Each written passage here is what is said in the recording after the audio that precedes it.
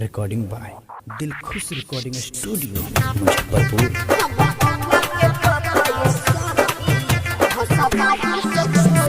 Music by Mohan Yadav।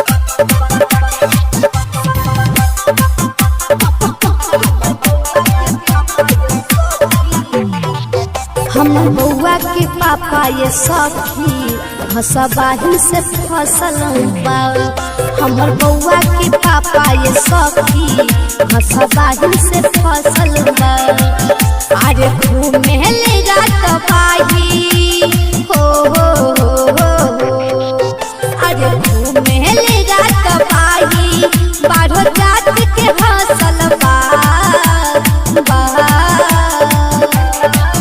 हमर बउआ के पापा ये सखी हसबाहिल से फसल बा।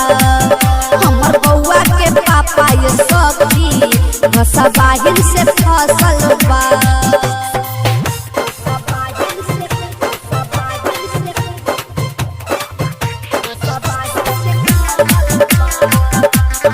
मिक्स बाय विक्की राजा।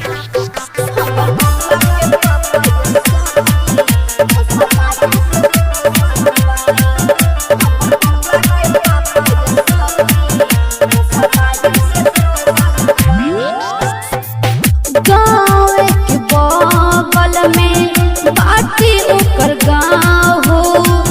बिया छव धरनी बड़ी धरेल छाव हो। गाँव के बगल में बाटी ओकर गाँव हो। बिया छव धरनी बड़ी धरेल छाव हो। हमरो से ज्यादा सोइया के दिल में बसल बा। हमर बउआ के पापा ये सखी हसबाहिल से फसल बा। हमर बउआ के पापा ये सखी हसबाहिल से फसल बा। Music by Mohan Yadav.